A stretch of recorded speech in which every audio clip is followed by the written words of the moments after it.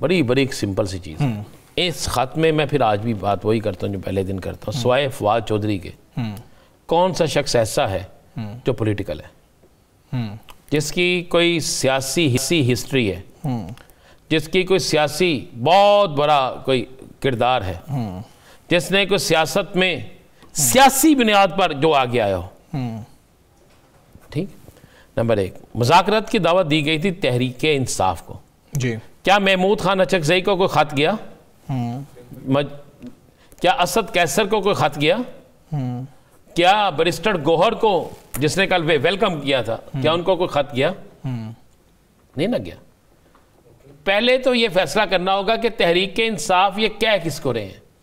اگر حکومت سمجھتی ہے کہ مصالحتی کمیٹی تحریک انصاف ہے تو پھر حکومت کو اعلان کرنا چاہیے کہ ہم اس مصالحتی کمیٹی کے ذریعے راستہ بنائیں گے. حکومت نے تو سر بات ہی کوئی نہیں کی, انہوں نے تو اوپن انویٹیشن دیا. اوپن انویٹیشن وہ کئی اندر سے پی ٹی آئی کے بن کے سامنے آ گئے. میں اب آ جاتا ہوں اسی مصالحتی کمیٹی پہ. ہم شیخ وقاص اکرم کو بھی سائڈ پہ کر دیتے ہیں. ٹھیک ہے. ہم اسی مصالحتی کمیٹی پہ آ جاتے ہیں جو چاہتی ہے کہ اس چیز کا حل نکلے. انہوں نے کہا ہے کہ جناب پیرول پہ رہا کر دیں جو لوگ اڈیالہ میں ادھر کوڈلک پر جیل میں بیٹھے ہیں, کریں نہ رہا کسی ایک کو.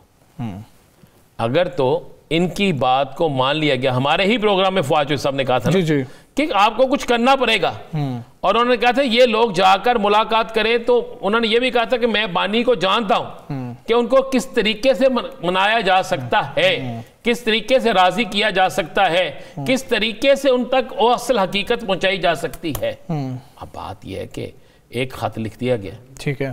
اگر کوئی لوگ اس کو سیریس لینے والے ہیں اور واقعی چاہتے ہیں کہ مصالحت کا راستہ نکلنا چاہیے, واقعی چاہتے ہیں اس ملک کے اندر سیاسی ماحول جو ہے اس میں کشیدگی ختم ہونی چاہیے, تو جناب 1 2 4 6 10 دنوں میں کچھ نہیں تو جو بیمار ہیں 1 2 چلے انہیں ہی پیرول پہ رہا کر دیں. آپ کو لگتا مطلب آپ کی گفتگو سے مجھے لگ رہا ہے کہ آپ کو امید نہیں ہے کیسا ہوگا. امید مجھے دور کوئی چانس نظر میں یہ لفظ کہہ رہا ہوں 3 دفعہ دور, اور آپ واؤ بھی زیادہ ڈال رہے ہیں, دور بالکل کوئی دور تک چانس نہیں. یعنی یہاں سے لے کر ثاقب بشیر تک بھی چانس نہیں ہے. یہاں جتنا فاصلہ بنتا ہے 350-400 کلومیٹر, پیدل بھی نہیں ہے. پیدل میں کہنے ہیں تسی پیدل کے اندر تسی کریس کے بھی جاؤ نا, اونج بھی نہیں گا بھائی. بات یہ ہے کہ یہ کیوں نہیں ہے, میں اس کی وجہ برداشت ختم ہو گیا ہمارے سیاسی لوگوں میں. اچھا, برداشت کا سسٹم ختم ہو گیا.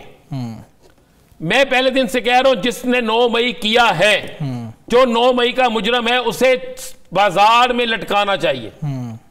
جس نے 9 مئی کی ہے, جو نہیں مجرم اس کے ساتھ زیادتی نہیں ہونی چاہیے. پاکستان کے اندر سیاستدانوں کو آپس کی لڑائی خود لڑنی چاہیے. جی. پاکستان کے اندر سیاستدانوں کو سیاسی محاذ پہ لڑنا چاہیے اور پاکستان کے اداروں کو اس لڑائی کے اندر نہیں گھسیٹنا چاہیے. میں اکثر ایک بات کہتا تھا, گیٹ نمبر 4 پہ جاتا کون ہے؟ سیاستدان. دعوت کون دیتے ہیں؟ سیاستدان. انوالو کون کرتے ہیں؟ سیاستدان. سارے فائدے کون لیتے ہیں؟ سیاستدان.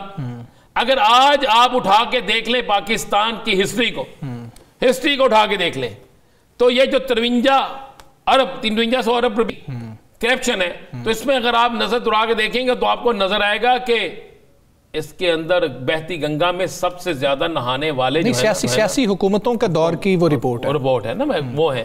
تو پھر ہم برا کس کو کہتے ہیں؟ فلاں کو, اداروں کو برا کہنا شروع کر دیتے ہیں. صاحب 2 چیزیں ہیں.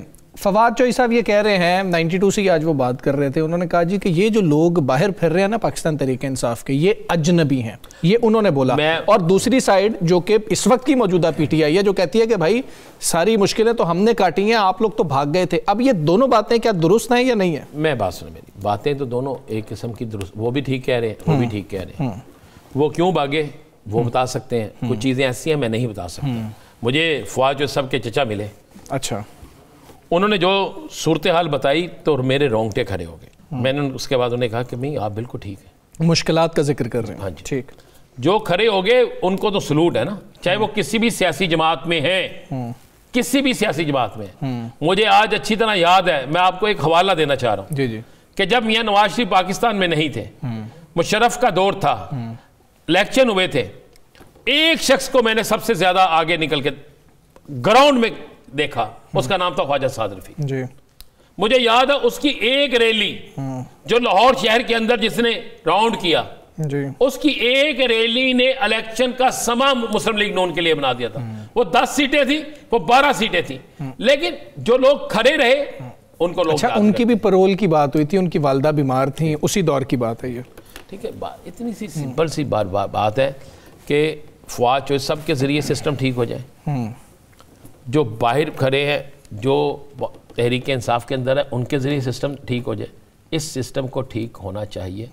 اب میری کال والی بات ہے کہ آفر تو دے دی، یہ وہی پتہ کیا ہے، میں معذرت سے کسی کو برا لگے تو میں معذرت پہلے چاہتا ہوں.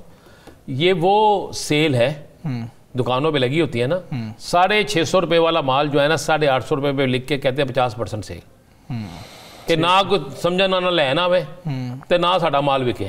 صاحب 2-3 روز سے اس چیز پہ میں کنفیوز تھا، آج ثاقب صاحب بھی کنفیوز ہے. میں نے آپ سے سوال بھی کیا تھا کہ اب کنفیوژن ہے کہ اچکزئی صاحب کا کیا سٹیٹس ہے، کچھ بھی نہیں ہوگا. آپ کا کیا خیال ہے؟ اچکزئی صاحب کا سٹیٹس وہی ہے جو پہلے دن سے تھا.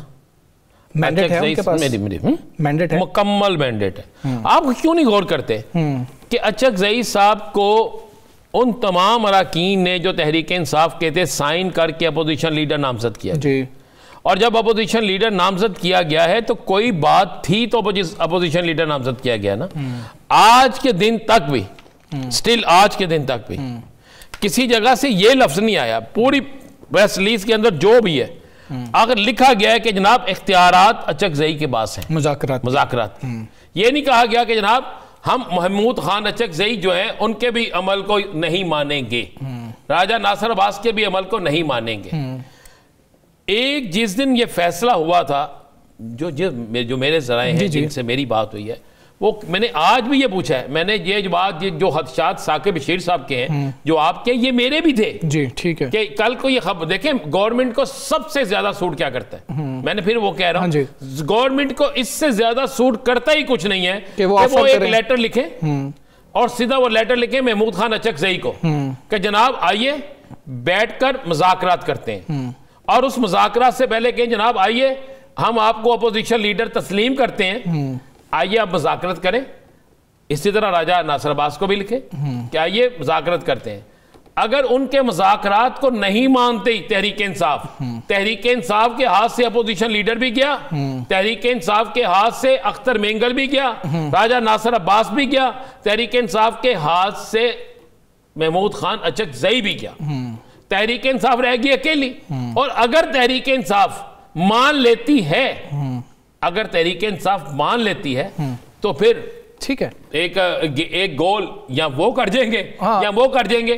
لیکن ہم یہاں پر بیٹھ کر جتنی مرضی باتیں کر لیں، ہم لسی کو جتنا مرضی لیں نا، جتنا مرضی کر لیں، جتنا مرضی اس میں پانی ڈال لیں، یہ اس وقت تک نہیں ہو سکتا جب تک محمود خان اچکزئی جو ہے ان کا کوئی بیان نہیں آتا.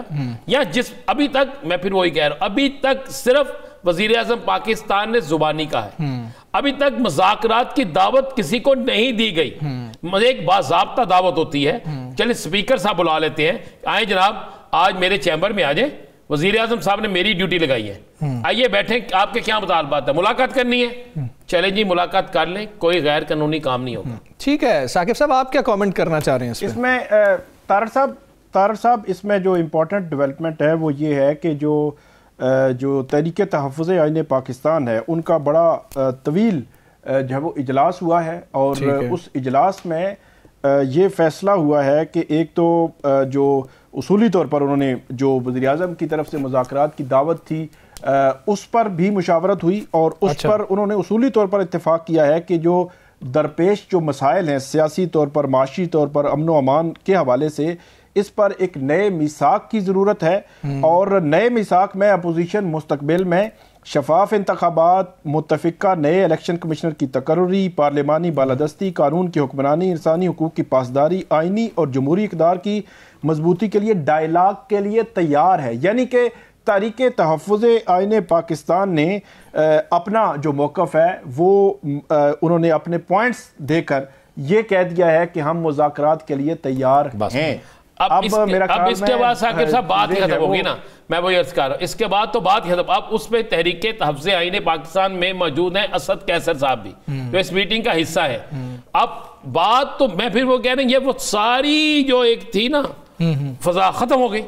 اب واضح ہو گیا کہ تحریک تحفظ آئین پاکستان نے کہا جی ہم مذاکرات کے لیے تیار ہیں. اور یہ چیز اچھا جو انہوں نے چیزیں کہی ہیں ان میں کوئی ایک چیز ایسی نہیں ہے جو آئین سے خلاف ہو، جو غیر قانونی ہو. ہے جی کوئی غیر قانونی اس میں؟ جی ثاقب صاحب بالکل کوئی نہیں ہے. تو اب تو